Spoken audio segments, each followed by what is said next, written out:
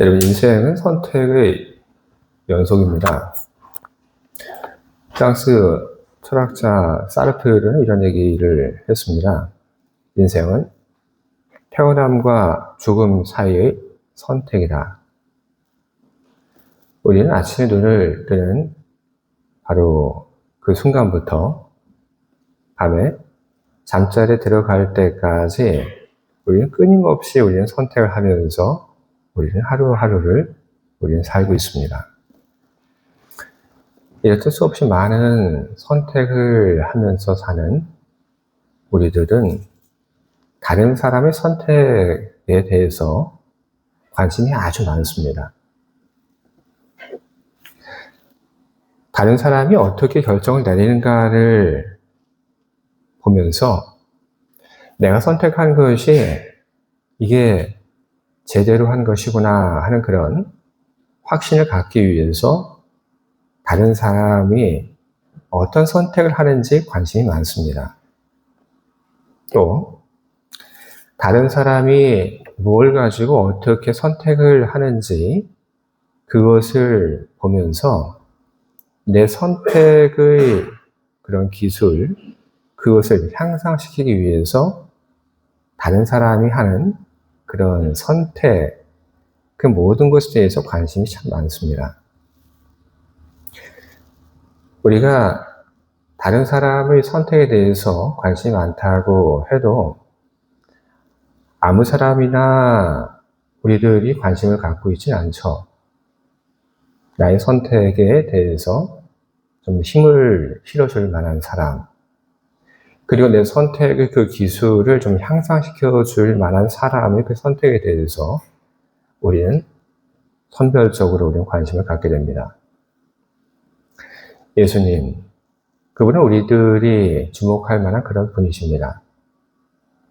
오늘 우리들이 함께 봤던 이 성경 말씀을 보게 되면 예수님께서 세 가지 선택을 하시게 됩니다.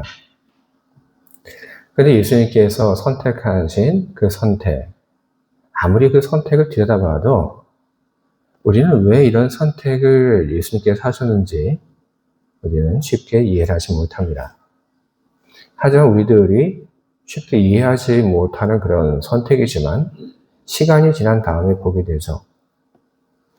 바로 그 선택이야말로 정말로 완벽한 그런 선택이었다. 오늘 성경이 우리들에게 보여주는 것은 바로 그런 겁니다. 성경이 오늘 우리들에게 보여주는 바로 그런 이야기. 그 이야기를 오늘 우리들에게 보여주면서 성경은 우리를 도대체 어디로 이끌어 가려고 하고 있는 것일까요? 오늘 저는 여러분들에게 그 이야기를 하려고 합니다. 예수님께서 하신 선택 세 가지가 있다고 제가 여러분들에게 말씀을 드렸습니다. 첫 번째 선택은 뭐냐면 두 개의 배가 있는데 그 가운데 베드로의 배를 선택한 것입니다. 오늘 배경, 이 게네사렛 호수이죠. 또 다른 얘기를 하게 되면 갈릴리 호수 그렇게 부릅니다. 많은 사람들이 예수님 말씀을 듣기 위해서 예수님 계신 곳으로 몰려들었습니다. 너무 많은 사람들이 예수님 말씀을 듣기 위해서 예수님을 찾아왔기 때문에 그냥 평범하게 예수님께서 자리를 잡고 사람들에게 하나님 나라에 대해서, 복음에 대해서 전하기는 적절하지 않았습니다. 그래서 예수님께서는 배를 타고 그리고 그 배를 육지에서 조금 띄워놓은 다음에 복음을 전하는 것이 효과적이다 생각을 하고 예수님께서는 배를 선택을 하십니다. 성경은 이야기를 합니다. 거기에 배가 한 척이 있었던 것이 아니라 배가 두 척이 있었다. 그 두 척 배 중에 예수님께서 하나의 배를 선택하고 그리고 그 위에 올라가셨습니다. 이것이 예수님께서 하신 첫 번째 선택입니다. 왜 두 개의 배 중에 하나의 배를 예수님께서 선택을 하셨을까요? 왜일까요? 그 이유는 바로 하나밖에 없습니다. 배를 보고 선택한 것이 아니죠. 어떤 배인가? 넓은 배인가? 깨끗한 배인가? 그 배를 보고 예수님께서 선택하신 것이 아닙니다. 누구도 몰랐지만 예수님께서 두 개의 그 배 가운데 하나를 선택하고 그 위에 올라가신 것은 바로 베드로의 배이었기 때문에 선택을 하신 것입니다. 두 번째 선택은 어떤 것이냐 하면 물고기를 잡기 위해서 깊은 곳으로 가는 선택이었습니다. 예수님께서 물고기를 잡으러 가자고 이야기했던 게네사렛 호수, 또 다른 이름으로는 갈릴리 호수. 깊은 곳에 가서 물고기를 잡자. 예수님께서 베드로에게 이렇게 이야기를 하셨는데 평생 거기에서 물고기를 잡아왔던 베드로에게 그 말은 도무지 받아들일 수 없는 아주 황당한 이야기였습니다. 당시 이 갈릴리 어부들이 물고기를 잡을 때 아무 물고기나 다 잡지는 못했습니다. 잡을 수는 있었겠죠. 그런데 레위기에 언급된 이 정결법 때문에 잡아도 못 먹는 그런 물고기가 존재했습니다. 그래서 갈릴리 어부들은 어떤 물고기를 노렸냐 하면 민물 정어리 그리고 틸라피아 같은 중소형 물고기를 노렸습니다. 그런데 이런 중소형 물고기는 한 곳에 머물러 있지 않습니다. 수온, 먹이, 그리고 포식자를 피해서 이 물고기들은 자꾸자꾸 자리를 옮겨갑니다. 낮에는 이런 물고기들이 어디 있냐 하면 좀 깊은 물 속에 있습니다. 하늘의 새, 그리고 햇볕으로 인해서 뜨거워진 그 물의 수온을 피해서 깊은 물 속으로 가게 됩니다. 낮에 깊은 물 속으로 가도 그래도 안전한 것은 그 깊은 물 속에 이 작은 물고기를 잡아먹는 포식자인 메기가 있는데 메기는 낮에는 사냥을 하지 않았습니다. 그래서 작은 물고기들은 낮에는 안심하고 깊은 물로 자리를 옮겼던 거죠. 그러다 밤이 되면 이 작은 물고기들은 일제히 얕은 물가로 이동을 합니다. 밤에 포식자인 메기가 물속에서 활동을 하니까 도망을 가는 거죠. 얕은 물가로 이 메기는 올라오지 않으니까 도망을 가는 겁니다. 그리고 이 얕은 물가에 가게 되면 거기에는 이 작은 물고기들이 먹는 이 플랑크톤들이 아주 많습니다. 밤이 되면 또 새 같은 거는 또 자기 둥지로 가버리게 되죠. 그러니까 밤에는 물고기들에게 있어서 가장 안전한 곳은 깊은 물이 아니라 얕은 물가입니다. 그리고 또 해가 올라오게 되면 그러면 이 물고기들이 물가 가까이 조금 더 왔다가 손이 올라가게 되면 이 물고기들은 깊은 물 속으로 또다시 이동을 합니다. 당시 어부들. 이런 물고기 생태를 너무나도 잘 알고 있었습니다. 그런데 낮에는 물고기를 잡지 않죠. 베드로가 뭐라고 얘기를 하죠? 베드로가 이야기를 하죠. 우리가 밤새도록 물고기를 잡으려고 했지만 잡지 못했습니다. 왜 베드로 그리고 다른 어부들은 밤에 물고기를 잡으려고 했을까요? 물고기가 낮에 깊은 물에 있다고 하는 것을 몰랐기 때문에 거기에 안 간 것이 아닙니다. 그 당시 이 갈릴리 어부들이 쓰던 그물은 참배나 아니면 아마포로 만든 그물입니다. 그래서 이 그물이 무척 두껍고 투박했습니다. 대낮에 이 그물을 내리게 되면 물고기가 그물 내려오는 걸 보고 다 피해버립니다. 옆으로 피해버리고, 그리고 깊은 물에 이 그물을 내리게 되면 물고기들이 물 깊은 데로 다 빠져 가버리게 됩니다. 그러니 이 어부들이 물고기가 대낮에 어디 있는 것을 알면서도 낮에 물고기를 잡으러 안 간 겁니다. 어부들에게 있어서 갈릴리 바다에 있는 물고기, 그를 잡는 그런 승리 공식은 뭐냐면, 물고기들이 깊은 물에서 밤에 좀 낮은 물 쪽으로 몰려오면 거기다가 그물을 놓고 올라오는 물고기를 잡는 것. 바로 그것이 당시 어부들이 물고기를 잡을 수 있는 가장 확률이 높은 그런 방법이었습니다. 근데 예수님께서 오늘 베드로에게 얘기를 하시죠. 물고기 잡으러 가자. 이때가 언제입니까? 베드로가 밤이 다 지나고, 그리고 해가 뜨고, 그래서 이제 더 이상 물고기 잡는 것 안 되겠다 포기하고 들어온 그 다음입니다. 얕은 물로 들어왔던 그 물고기들 거의 다 빠져나갔습니다. 예수님께서 베드로야, 우리 물고기 잡으러 가자 하는 바로 그 시간에 그나마 물고기를 잡을 수 있는 가능성 있는 곳은 어디냐 하면 얕은 물가에서 깊은 물로 가는 그 길목입니다. 그 길목에 그물을 놔야지, 그래야지 그나마 물고기를 잡을 수 있는 그런 가능성이 있습니다. 하지만 예수님 말씀하시죠. 깊은 물로 가자. 거기 가서 물고기를 잡자. 물고기가 거기 있는 것 몰랐습니까?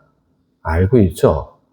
알지만 그 물고기를 잡을 수 없다고 하는 것을 베드로를 비롯한 어부들은 뻔히 알고 있었습니다. 베드로가 듣기에 예수님께서 하신 그 말씀은 100% 실패하는 확률을 가지고 있는 그런 이야기였습니다. 근데 베드로 어떻게 반응합니까? 오랜 시간 물고기를 잡으면서 가져왔던 노하우가 있죠. 그리고 기술이 있습니다. 그 노하우와 기술, 그걸 가지고 예수님께 이건 말도 안 됩니다, 이렇게 얘기하는 대신에 그냥 다른 모습을 보여줍니다. 우리들이 밤이 새도록 수고하였을 때 잡은 것은 없지만은 말씀에 의지하여 내가 그물을 내리리라.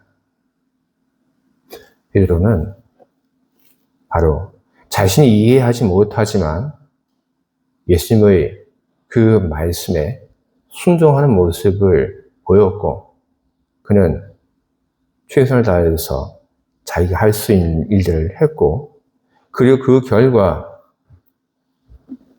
베드로는 그 호숫가에 있는 물고기를 잔뜩 잡아 올렸습니다. 그게 바로 예수님이 하신 두 번째 선택 관련한 이야기입니다. 세 번째 선택은 어떤 것이냐면, 자격이 없는 죄인 베드로를 제자로 선택하신 겁니다. 예수님 당시 갈릴리 그리고 이 유대 지역의 문맹률이 어느 정도냐면, 지역에 따라 좀 다르긴 한데 90에서 심한 곳은 97% 정도의 문맹률을 가지고 있었습니다. 베드로가 살고 있던 갈릴리, 가버나움 같은 이런 변방, 작은 어촌 마을, 이런 곳은 문맹률이 어느 정도였냐 하면 평균치를 훨씬 웃돌아서 거의 99%가 그를 몰랐습니다. 마을 전체에 있어서 회당장 1명 정도 그를 아는 경우 흔했습니다. 성경에도 베드로가 정식 교육을 받지 못했고, 그리고 베드로가 그를 몰랐다는 그런 기록이 있습니다. 사도행전 4장 13절을 보게 되면, 후에 이 유대 종교 지도자들이 법정에 선 베드로와 요한을 보면서 이런 얘기를 합니다. 본래 학문이 없는 범인으로 알았다가 이상히 여겼다. 여기서 학문이 없다라고 번역되어 있는 이 헬라어는 어떤 말이냐면 원어로 보게 되면 아그란 마토스라고 하는 말인데 글을 모르는 문맹이다 하는 그런 뜻입니다. 글을 모르는 사람입니다. 교육을 제대로 받은 적이 없는 그런 사람입니다. 그런 사람이 랍비의 제자로 부름을 받고 선택을 받는다고 하는 것. 여러분, 이건 그 당시에 있을 수 없는 그런 일들이었습니다. 왜냐하면 당시 랍비가 되는 것은 오직 상위 1% 엘리트들에게만 허락이 되는 그런 전유물이었기 때문에 그런 겁니다. 예수님 당시에 랍비 제자가 된다고 하는 것, 그거는 어릴 때부터 엄청나게 공부를 잘 해야지만 가능한 일이었습니다. 아이들이 어릴 때 회당 학교에 들어갑니다. 그리고 회당 학교에 들어가서 공부를 합니다. 그리고 공부를 한 다음에 시험을 봅니다. 시험을 봐서 똑똑하다 하게 되면 똑똑한 아이들은 다음 과정으로 넘어갑니다. 나머지는 그냥 집에 가야죠. 다음 과정으로 올라갔는데 거기는 경쟁이 더 치열합니다. 똑똑한 애들만 모여있죠. 그러니까 그 사이에서 또 공부를 하고 또 결과를 내야 합니다. 두 번째 과정에서 마칠 즈음에 또 시험을 봅니다. 시험을 보고 그리고 나서 또 성적이 안 되면 상급 학교를 못 갑니다. 성적이 되는 아이들만 그 다음 과정으로 넘어가게 됩니다. 세 번째 과정으로 넘어간 아이들, 그 세 번째 과정에서 공부를 하죠. 그리고 그 과정을 마치고 졸업을 합니다. 졸업을 한 다음에 어떻게 하냐면 요즘 이 박사 공부를 하는 분들이 자기를 지도할 그 교수 콘탁을 하는 것처럼 당시에 공부를 잘했던 그런 사람들도 자기를 가리킬 그런 랍비를 찾아갑니다. 그리고 가서 당신의 제자가 되게 해달라 그렇게 얘기를 합니다. 그러면 그 얘기를 듣고 랍비가 선뜻 그래 하고 받아주는 게 아닙니다. 랍비가 시험을 봐요. 지금 내 앞에 와서 내 제자가 되겠다고 하는 이 사람 어느 정도 검증이 다 된 그런 사람입니다. 똑똑한 사람이죠. 그런데도 시험을 봅니다. 예, 정말로 내가 가르칠 만한 그런 가치가 있는지, 얘가 잘 따라올 만한 그런 능력이 있는지 시험을 봐요. 그리고 나서 자기 마음에 들고 그러면 랍비가 와서 시험을 봤던 그 사람에게 이런 얘기를 합니다. 와서 나를 따라라. 이건 뭐냐면 너 합격했어. 이런 얘기입니다. 와서 나를 따르라. 그러면 그때부터 랍비의 제자가 되게 되는 겁니다.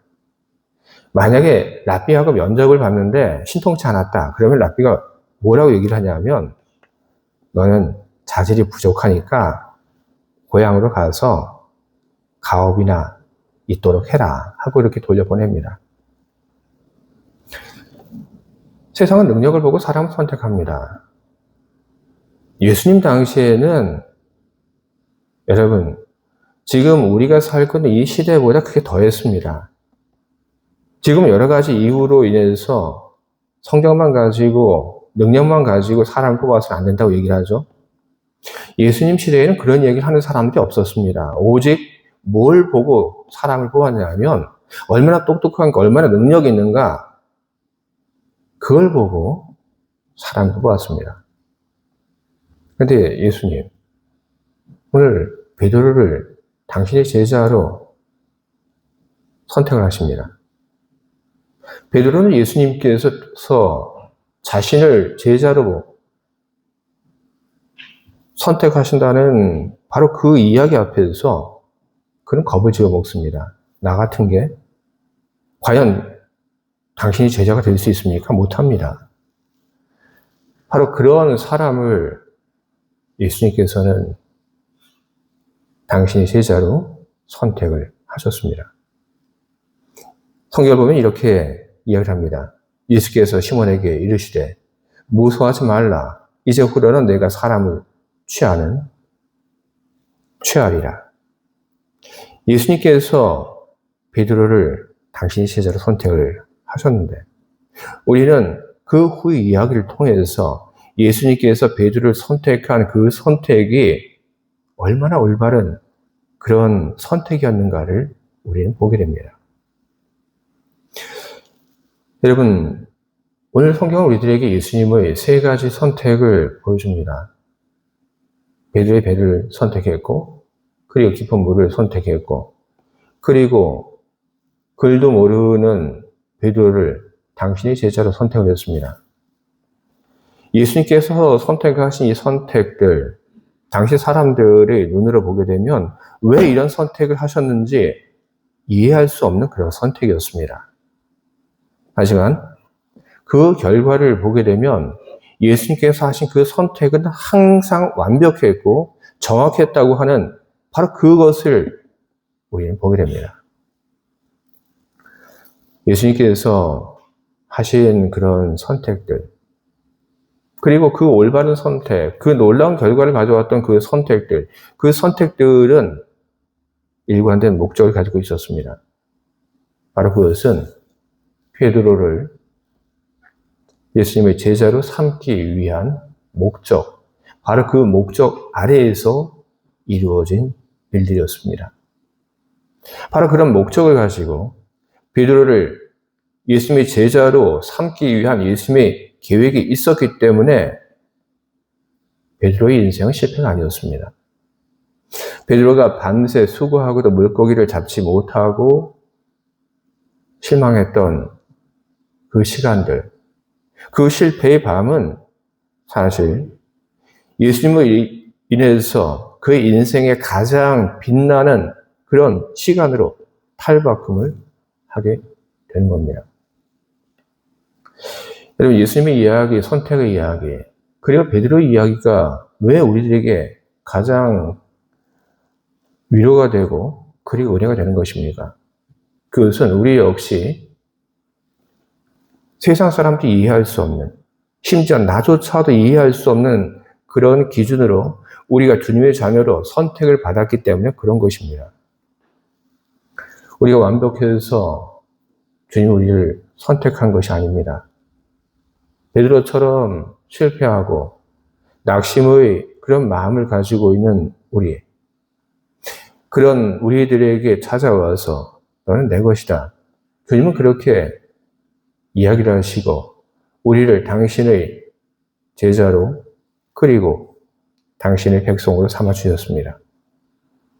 베드로가 물고기를 단 한 마리도 잡지 못했던 그 실패의 자리, 낙심의 자리, 그 자리가 없었다고 한다면은 베드로는 예수님의 제자가 되지 못했을 것입니다. 그러니 여러분도 기억하시기 바랍니다. 여러분들이 어떤 실패를 하게 되었을 때, 그때 여러분의 그 실패, 그 뒤에 있는 하나님 예수 그리스도를 여러분 기억하시기 바랍니다.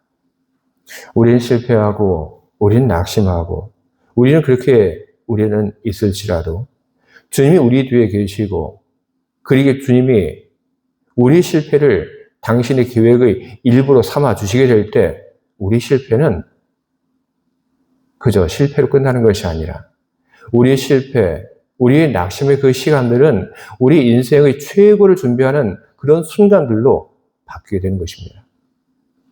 주님은 언제나 우리들 인생 속에 오셔서 그런 일들을 해나가고 계십니다. 주님이 우리의 삶 속에 들어오셔서 우리를 붙잡아 주시고 그리고 우리를 당신의 사명자로 세워 가고 계신다는 바로 그 사실을 우리들은 분명하게 우리는 기억을 해야 할 것입니다. 우리들이 그런 사실을 기억을 한다고 한다면 무엇이 달라지는 것입니까? 바로 나에 대한 자부심을 가지고 우리는 당당하게 우리는 살아갈 수 있게 되는 것입니다. 예수님께서 베드로를 당신의 제자로 삼기 위하여 한 가지 일만 하신 건 아니죠. 빈배 중에 하나의 배를 선택하고 그리고 예수님께서 깊은 곳으로 가자고 얘기를 하시고 그리고 그런 후에 예수님께서 베드로를 당신의 제자로 부르셨습니다. 그래서 이 자리는 우리 모두 역시 마찬가지입니다. 주님이 어느 날 갑자기 오셔서 너 내 제자 되라 그렇게 말씀하십니까? 주님은 끊임없이 우리 삶 속에 들어오셔서 우리의 삶을 두드리시고 주님의 능력을 보이시고 주님의 사랑을 보이시고 그리고 주님의 사랑을 받아들이고 주님의 제자가 되라고 우리를 부르셨던 것입니다. 우리가 여러분 그런 사람들입니다. 주님께서 세상이 알아주지 못한 나의 가치를 알아주시고 나를 당신의 제자로 불러주셨습니다. 그러니 여러분 당당하시기 바랍니다. 여러분이 무엇을 가졌는지 중요하지 않습니다. 여러분이 얼마나 똑똑한지 그것도 중요하지 않습니다. 더 중요한 것은 그 누구도 모르는 나의 가치를 주님께서 알아주시고 그리고 주님께서 우리의 가치를 세워주셨다는 것입니다. 그러니 여러분 자신을 두고 난 왜 이렇게 못났어? 여러분 그런 말들 여러분에게 하지 마시기 바랍니다. 대신 나는 참 꽤 괜찮은 사람이야. 나는 참 좋은 사람이야. 여러분 그런 말로 여러분 자신을 담아내고 그리고 선언하실 수 있기를 여러분 바랍니다. 우리 한번 해볼까요?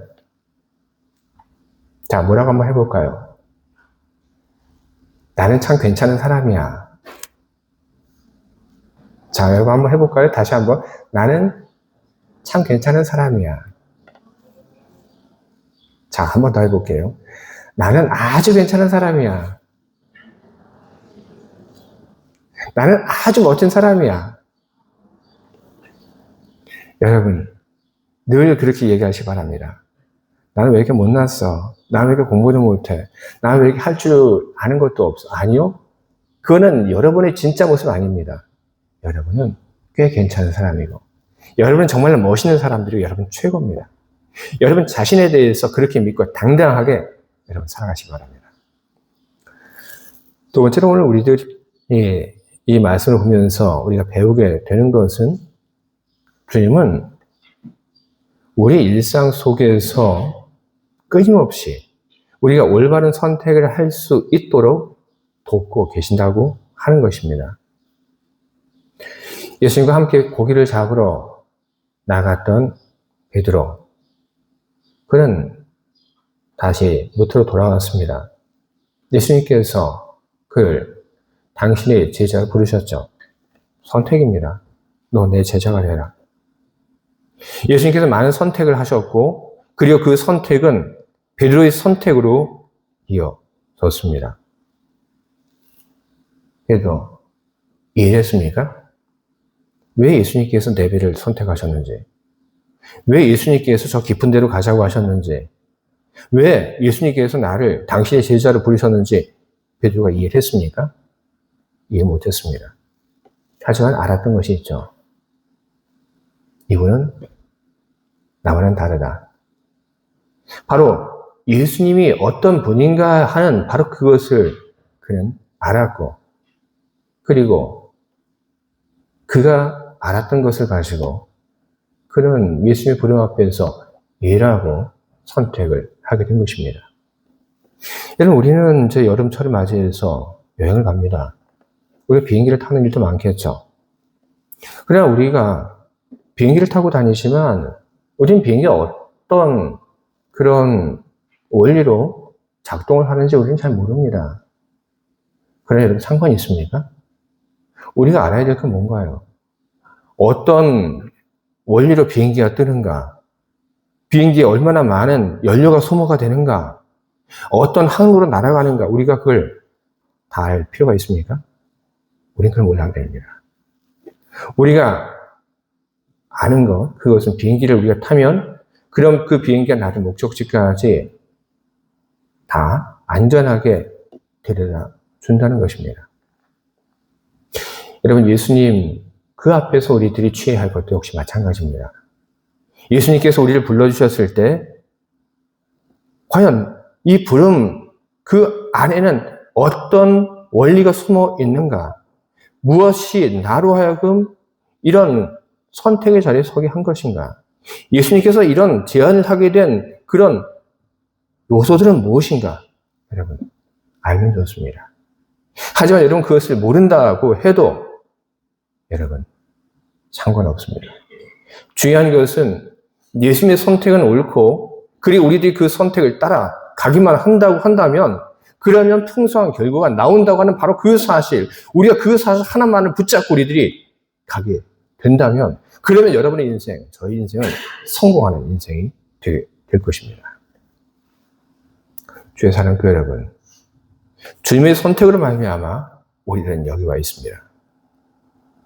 그리고 나를 당신의 제자로 불러주신 주님께서는 오늘도 끊임없이 말씀으로 우리가 선택 앞에 서게 하시고 그리고 성령의 인도하심을 통해서 우리가 하나님의 선택 앞에 서게 하십니다. 여러분, 베드로가 예수님의 그 말씀을 듣고 도무지 내 생각으로 이해되지는 않지만 그렇지만 말씀에 의지하여 내가 하겠습니다 하고 했던 것처럼 주의 사랑하는 교회 여러분, 하나님 말씀 앞에서 그리고 성령의 인도하심 속에서 도무지 내 생각과 내 경험과 내 기술로는 이해되지 않지만 그러나 주님이 말씀하시니 내가 따르겠습니다. 그렇게 결심하고 주님의 말씀을 따라 살기로 선택하고 나아가시는 여러분 모두가 되시길 바랍니다. 여러분 인생에 주님이 계획하신 모든 선한 뜻이 이루어지고 여러분 인생에 하나님이 주시는 기쁨이 언제나 충만하기를 주님의 이름으로 축원을 드립니다. 아멘. 함께 기도하겠습니다.